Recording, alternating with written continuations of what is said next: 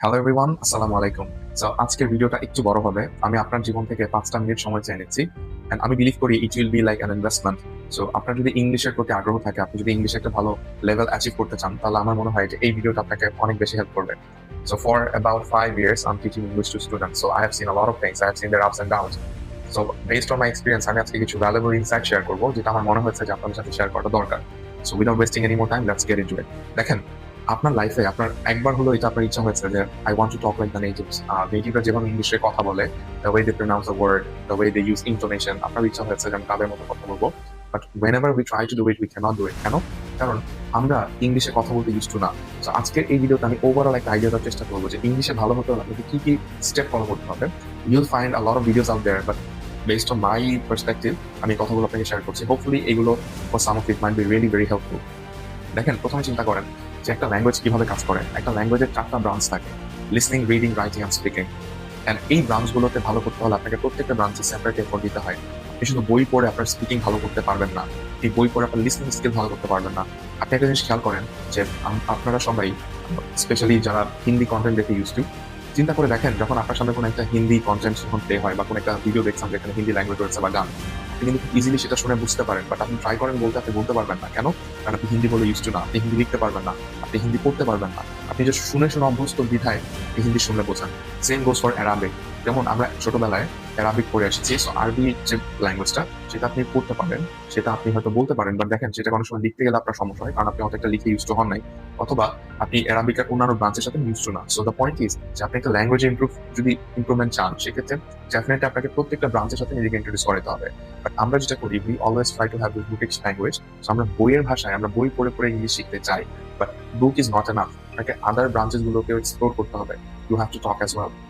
এখন শুধুমাত্র grammar is not enough. আপনি শুধুমাত্র একটা ইংলিশে কোর্স করলেন, সেখানে আপনাকে গ্রামার শেখানো হয়েছে, that doesn't mean that you'll be a good speaker.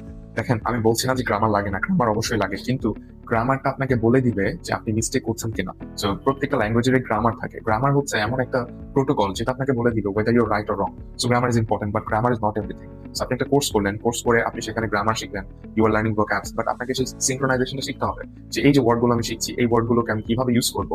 এই যে গ্রামার শিখছি, এটাকে আমি কিভাবে ইউজ করবো, এটা এটা আমাকে কি বলছে, যে আমাকে এই গ্রামারটা কি বোঝাতে চাচ্ছে। সো আপনাকে এই কনসেপ্টটা ক্লিয়ার থাকতে হবে।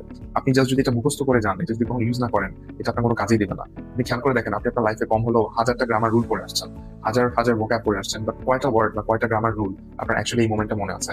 আমি বলবো not even 1%। So that means only grammar and vocab is not important, but হ্যাঁ, those are important, বাট সেটা কিভাবে শিখবেন আমি সেটা নিয়েও কথা বলছি। আপনি একটা গ্রামার রুল শিখলে দেখবেন যে সেটা রিয়েল লাইফে সেটা ইমপ্লিমেন্টেশনটা কি, সেটা আপনাকে কি মেসেজ ডেলিভার করতে যাচ্ছে। আপনি যদি সেটা প্র্যাকটিস না করেন, তাহলে আপনার যখন কথা বলছেন বা লিখছেন বা করছেন, ওই মোমেন্টে সেই গ্রামারটা আপনার মাথায় আসবে না। আপনি প্রত্যেকটা ইংলিশের লাইন বলার সময় আপনি গ্রামার চিন্তা করে করে বলতে গেলে আপনার ফ্লুয়েন্সি কমে যাবে। বিকজ আপনার সেই চিন্তা করার টাইমটা প্লাস সেই প্রসেস করার টাইমটা তখন অতিরিক্ত সময় নিয়ে নিবে আপনার থেকে। So that will be not suitable.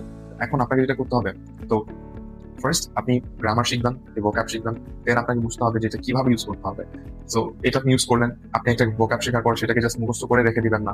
আপনি দেখবেন যে ওই ভোক্যাবটার বা ওই ওয়ার্ডটা, ওইটার মিনিংটা কি, ওইটার প্রোনাউন্সিয়েশনটা কি, ওইটা কোন পার্সন স্পিচ, দেখবেন ওই ওয়ার্ডের ওয়ার্ড ফ্যামিলি আছে কিনা। যেমন beautify, beautiful, beautifully, these are all different words, but সেটা কিন্তু বিউটিফুল থেকে আসছে, তাই না?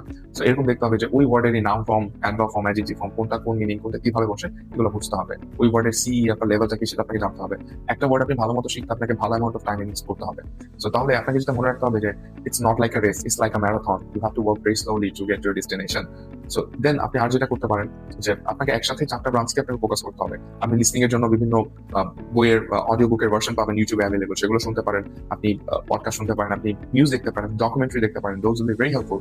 সো আপনাকে লিসনিং শুধুমাত্র যে আপনার লিসনিং স্কিল বাড়াবে এটা না, আপনার প্রোনাউন্সিয়েশনটাও ঠিক করে দিবে। You will get to know a lot of words. So আপনি কোনো কিছু দেখার সময়, let's say you are watching Game of Thrones, so আপনি যেটা করবেন, you can take a note, you can take a diary, and you can just note down the words that you are finding. তাহলে যে ওয়ার্ডগুলো আপনি জানেন না, আপনার ওয়ার্ডগুলো শেখা হয়ে যাচ্ছে, প্লাস আপনি দেখতে পাচ্ছেন যে ওই গ্রামারটা বা ওই ভোক্যাবটা কিভাবে অ্যাকচুয়ালি রিয়েল লাইফে ইউজ হয় বা কোথায় ইউজ করা যায়, কিভাবে কাউকে কল করতে হয়। সো রিয়েল লাইফে সিনারিও গুলো বুঝতে হলে আপনাকে বেশি বেশি মিডিয়া কনজিউম করতে হবে, কন্টেন্ট গুলো দেখতে হবে। প্লাস রিডিং এর জন্য আমি বলবো যে অ্যাকর্ডিং টু ইয়ার কনভিনিয়েন্স, আপনার যদি স্টোরি বুক ভালো লাগে, you can start with Harry Potter. Then আপনি you can gradually dive into other parts as well. আপনি নিউজ পেপার দেখতে পারেন, আপনি জার্নাল রিসার্চ পেপার যদি ইন্টারেস্টেড থাকেন এগুলো করতে পারেন। সো এগুলো আপনাকে একসাথে কন্টিনিউ করতে হবে।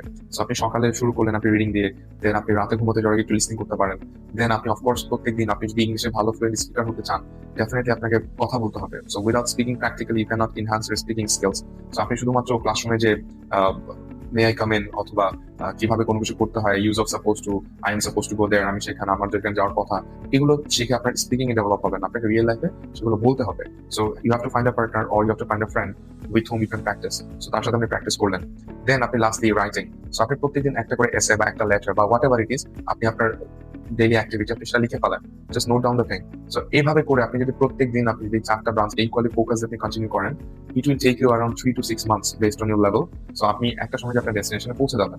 And as I said earlier যে ইটস লাইক আ ম্যারাথন, আপনাকে সময় স্পেন্ড করতে হবে, আপনাকে ফর আ সার্টেন টাইম, আপনাকে আপনার লাইফের একটা সার্টেন টাইম ইংলিশকে অনেক বেশি প্রায়োরিটি দিতে হবে। আপনাকে ওই টাইমে আপনাকে মনে রাখতে হবে that you are not Bengali, you have to give it priority more than Bengali. So unless it's necessary আপনি বাংলা ইউজ করবেন না। আপনার নিউজ ফিড বলেন বা আপনার টাইমলাইন বলেন, কোথাও যেন কোনো বাংলা কন্টেন্ট না থাকে। আপনার বাড়িতে যদি কোনো বাংলা ক্যালেন্ডার বা হোয়াট এভার কিছু যদি থাকে আপনি সেগুলোকে রিপ্লেস করে ফেলেন উইথ ইংলিশ। তো মনে রাখতে হবে এটা এটা একটা valuable skill, and anything that is valuable it takes time and a lot of effort, otherwise everyone will do it and it wouldn't have any value.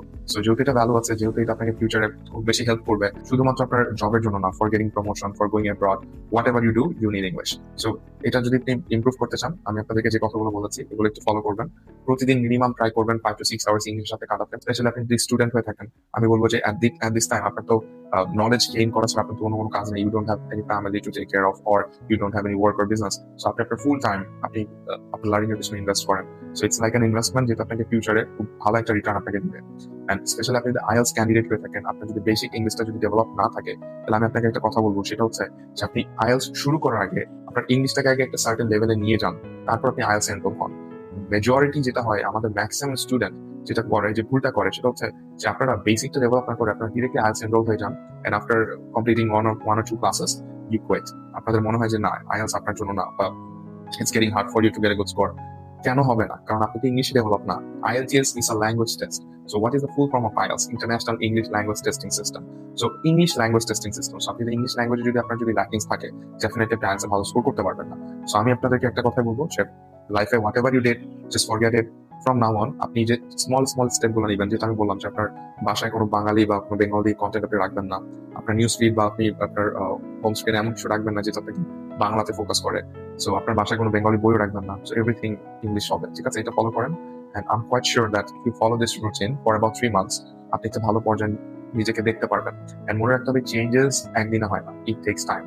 So এটা খুব gradually slowly হবে, but one day you will realize that you have improved. So without further ado, I would like to end the video today.